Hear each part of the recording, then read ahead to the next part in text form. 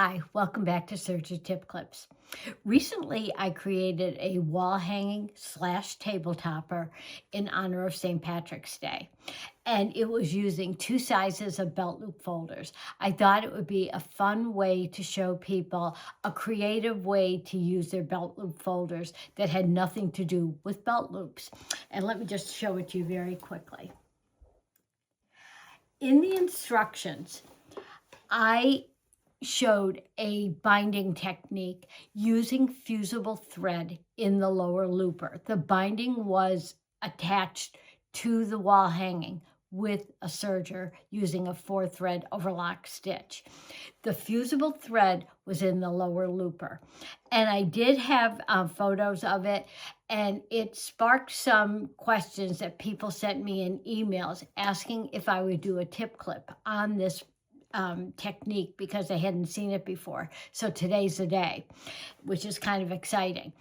And I love this technique simply because you can fold over your binding after it's all stitched on, press it in place, and the fusible thread will hold the binding in place until you're ready to either stitch in the ditch, do a decorative stitch, or in my case, I like to hand stitch, believe it or not. I know a lot of people don't, but I do like to do it. So I hand stitched it in place, and I didn't have time to do it the same day that I attached the binding to the wall hanging. And so I left it overnight and I went back to it the next day. And the fusible thread holds very securely. So if you're a quilter who's got a project going and you don't have time to stitch in the ditch or hand stitch or however you like to attach it, you can certainly do this with fusible thread.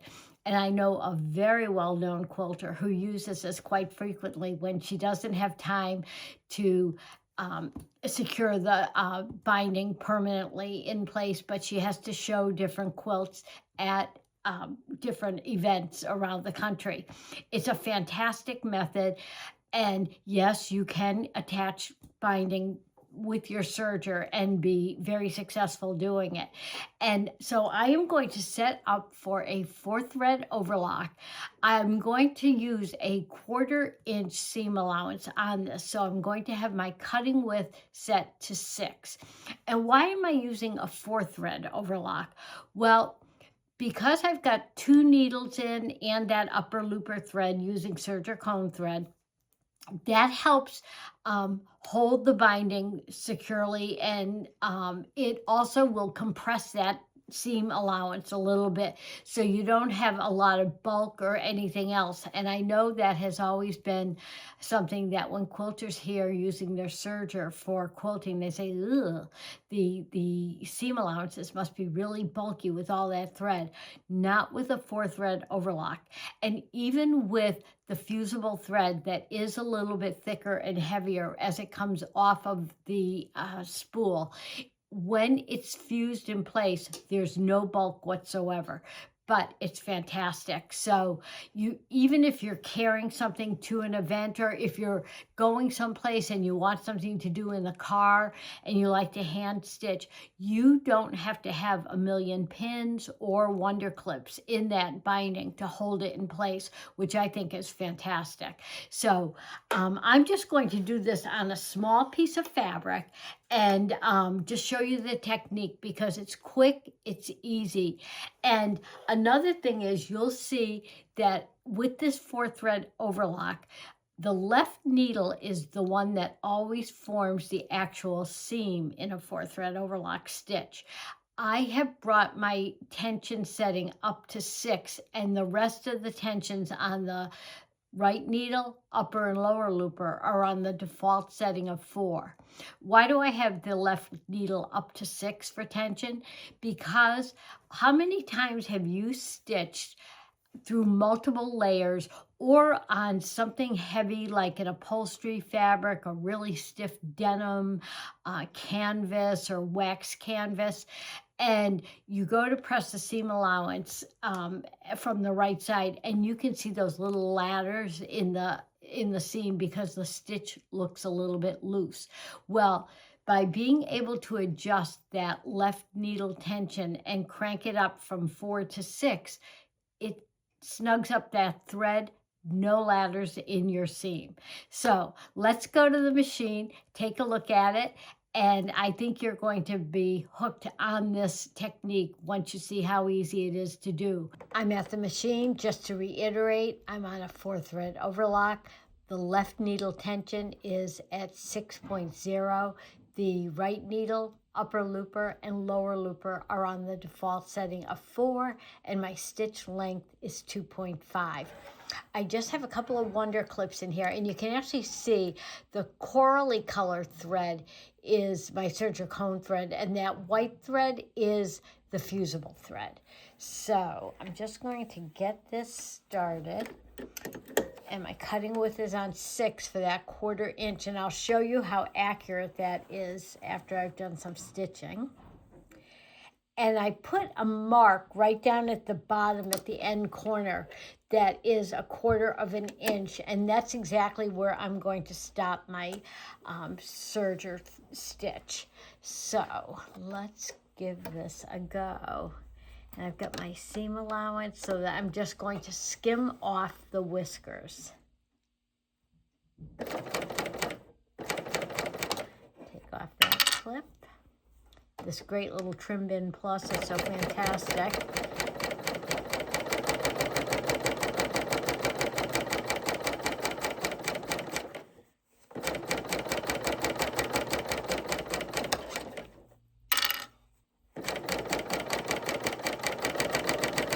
And sometimes I even eyeball it, but I thought it would be helpful in this video just to have that mark at that 1/4 inch.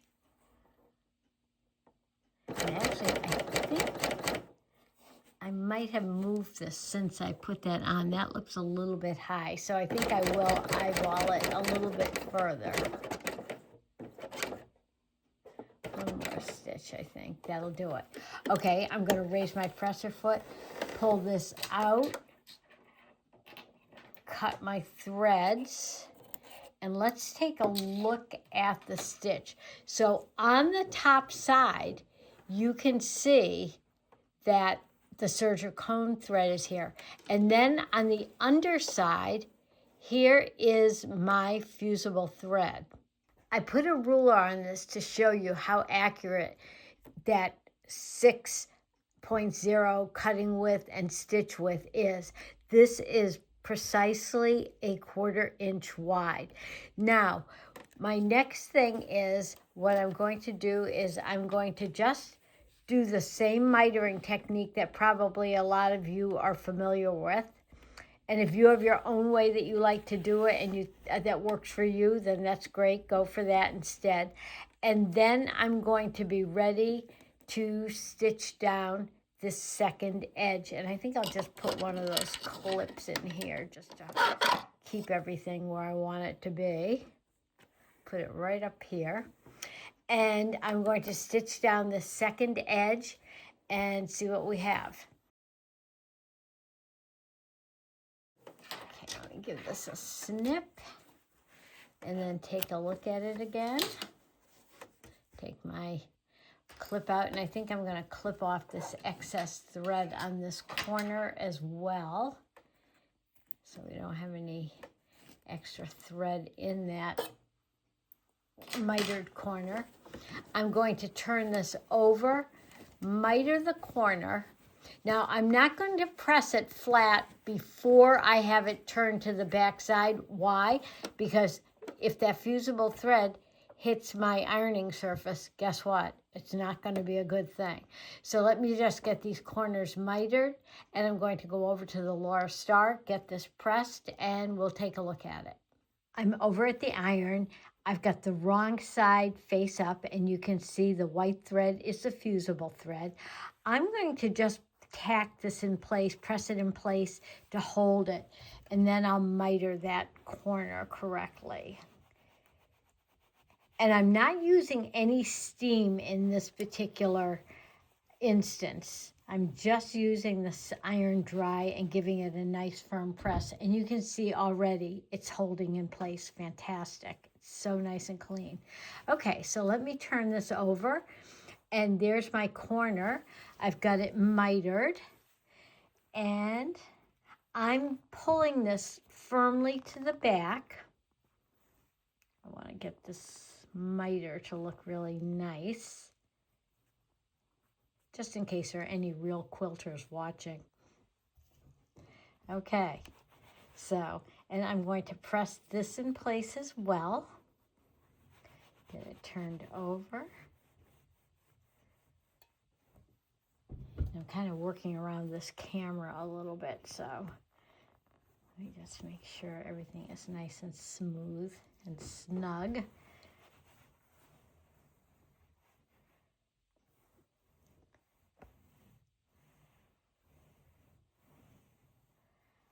Fantastic. So you can see this is all in place perfectly. Let's take a look at it from the front. It looks great. Let me give this a little bit of a press, get that crease out that I put in. There we go. So it's absolutely perfect. And then if I wanted to go back and stitch in the ditch, I could do it, and I don't have to work around pins or clips or anything else. The fusible thread is doing all the work for me. And I just wanted to show you one last thing before I close out. The binding is nice and cool from being pressed, but even when I pull the extra width of the binding back, it doesn't pull away from this backing at all. It is firmly in place. So again, it's safe, it's secure, and it's going to be very, very easy for you to stitch in the ditch, do a decorative stitch, and I may have an upcoming tip clip on a fun thing to add to the edge of your binding, or hand stitch in place. We'll put a link in the description below to get this free pattern. But if you have an idea for using your belt loop folders with a different design in mind, go for it. It's a lot of fun to do. If you're using curves, be sure to cut those strips on the bias. As always, if you have any questions or comments, leave them below. I'll get back to you quickly. Thanks for joining me today. Happy sewing and serging.